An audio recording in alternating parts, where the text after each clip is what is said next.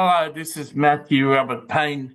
This is the book, A Rebel's Guide to Intimacy with Jesus. This is chapter 3, and it's called Brokenness. I've had multiple times, 4 times to be exact, where I've had enough of life and has been suicidal. One time, I had written a letter to my parents to say goodbye and sorry for killing myself. And I was taking that letter to the post office to post it, and I was walking out my door, walking to my front door, and the radio was playing, and on the radio it said, Michael Hutchins has just died, the singer of In Excess, and Ed suspected suicide. And I stopped in my tracks and I said, I'm going to stay around until they make up some BS about him. I'll stay and see what they say, whether he killed himself or they make up some garbage about his life. So it was that rush of anger that saved my life. And by the time a couple of days later, when they came to say that he was trying to have some sort of orgasm himself and he made a mistake, the time for suicide had left, but I was going to post that letter and jump in a taxi and go out to one of Brisbane's high bridges and jump off it. So there's been a number of times. There's been 3 other times. One time I was at a cafe and hadn't decided how I was going to do it. It was always jumping off a bridge. I was in this cafe and a friend of my roommate came along to the cafe and he sat down with me. And I shared that I wasn't traveling too well, and he got this coin. He says, Matthew, this is my lucky coin. And ever since I've had this coin, I've been doing well. You remember I produced my play, and I produced an album with the play. I invited Midnight Oil, the Australian band, to play a couple of times in Brisbane, and I have multiple good things I've done. It's all because of this coin, and I want you to have it. And I pushed it back. I said, no, it's okay. He said, no, I think that you need a little bit of luck right now, so I want you to have it. And I took the coin. He says, I give this to you on one condition. And I said, what?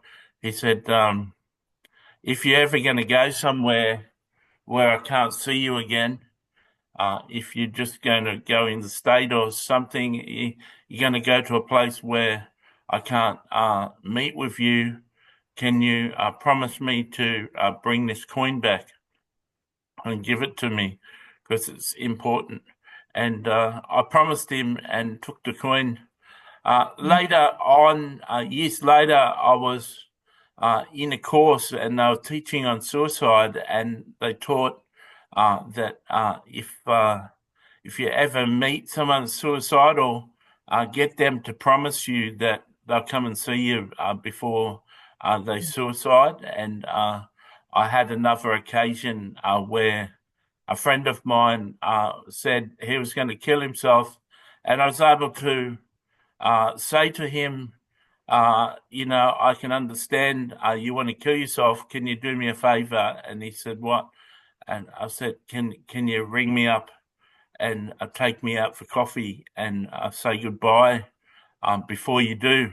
And he told me weeks later that it didn't really affect him when I told him, but the next day he thought about it, had a good cry, and turned out that he didn't kill himself. So in the Christian life, you're going to have times where you're really sad, and 4 times I've reached a stage where I was suicidal and wanted to kill myself, and I guess the way through that is to cling on to Jesus and believe in Jesus. But sometimes things can be pretty bad. God bless. Amen. Thank you, Matthew. The title, the chapter of this again, what is it? Rock bottom, and it says brokenness. Let me say the title. Rock bottom is holy ground, and the theme is brokenness. I would say that I know people do tell me that, Tolu, you're not as rebellious as other people, but I know that I am very, very stubborn. And the stubbornness usually comes in a very subtle way. So, and because of that, sometimes people don't recognize it. And I know that through my life, all my life, since I knew Jesus, since Jesus speaks to me through Ben, a lot of times he keeps repeating the same thing over and over and over again. And sometimes I ask myself, is Jesus not tired of saying this all the time? You need to honor your husband, you need to rest. And the theme is always around me being respectful to Ben. And usually I just get angry sometimes within me. So when Ben passed away, it was like the crash I saw, I did not see coming. So in that moment, guilt came in and I started questioning myself. Maybe if you've obeyed Jesus all the time, maybe if you've done this, maybe if you've done that, maybe Jesus wouldn't have taken him away. That Jesus must be tired of your rebellion, that he just had to take Ben away. I find it difficult in that moment to be able to find any solid reason that is not attached to me or independent of my behavior. So for so many reasons, I kept I kept questioning myself and feeling guilt that, okay, maybe if I'd done this, this wouldn't have happened. And in that process, for some reason, I attached his demise to my fault. That I could have been a better wife. I could have prayed more. I could have worshipped more.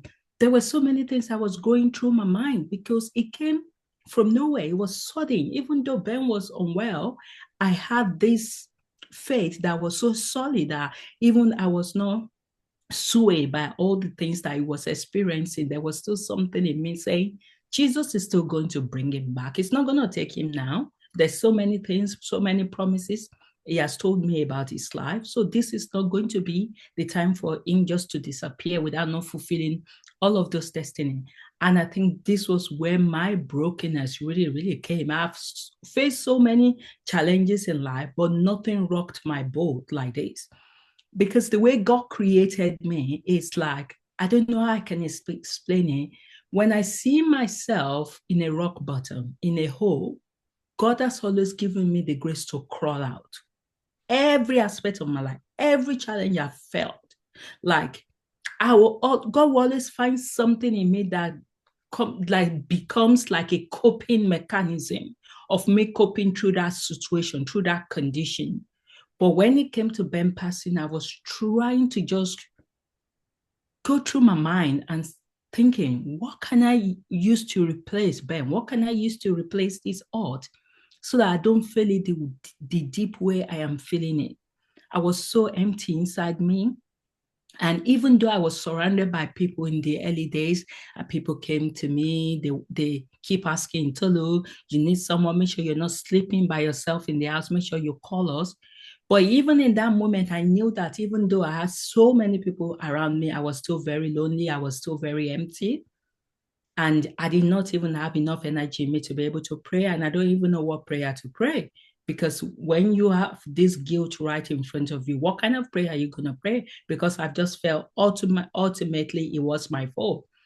So when people started coming to my house, I was eager for them to leave because I was like, even though I'm surrounded by people, it's not making this easier. Actually, it's even making it worse. So I want everyone out of my house. So by the third day, my mom was back to her place, my younger sister, everyone is gone. And I know when they were going, my mom was trying to tell me, do you think you'll be fine? You don't need somebody around. I said, yes, I'll be fine. So there was a sister here in Edinburgh that my mom said each time I should try and make sure to call at night. Maybe she can come and keep me in company with the children at least for the first 1 week. But I knew that their presence wasn't resolving anything. I knew what I needed in that rock bottom is more than people just merely being around me. So even though I was stuck in that grief, in that hole, I was just like, God, you've always helped me to crawl out. I need to find ways that I need to crawl out of this situation. But at the same time, I was thinking, have I gone too far? Have I really, really upset God? Maybe God doesn't want me now. So what did I do? I started fasting and praying. I'll fast and pray in the way. I will worship for an hour. I'm like, maybe if I do that, maybe God will see me enough to say, okay, Tolu, I'm going to forgive you. And then give me that sense of peace within me, because in those moments, I wasn't having any sense of peace.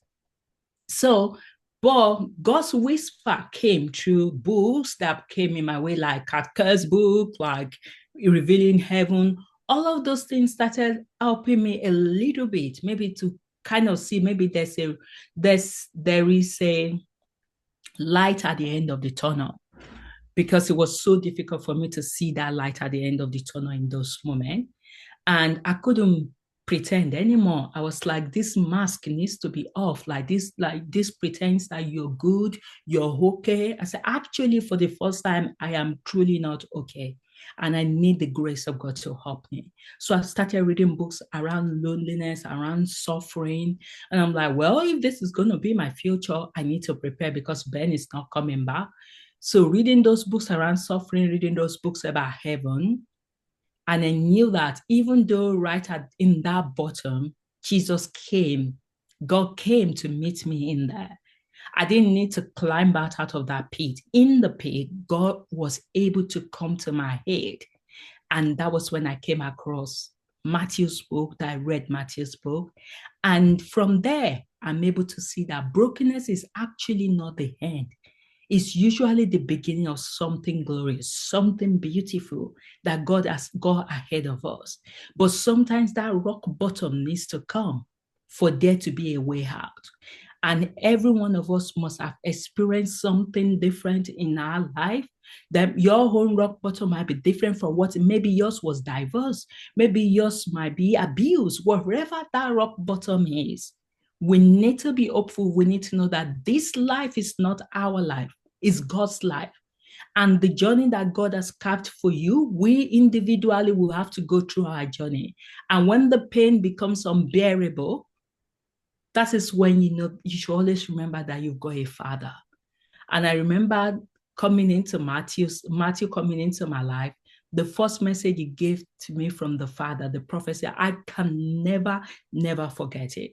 Because Matthew tends to give his prophecies different quirky titles for each one. I guess the title maybe comes from what the message is, or maybe Bethany Matthew's angel gives her a title. But seeing that title alone was like a breakthrough for me, like an endearing message to a friend. I'm like, I am a friend of God. I thought God is really disappointed in me. I thought I have really let him down.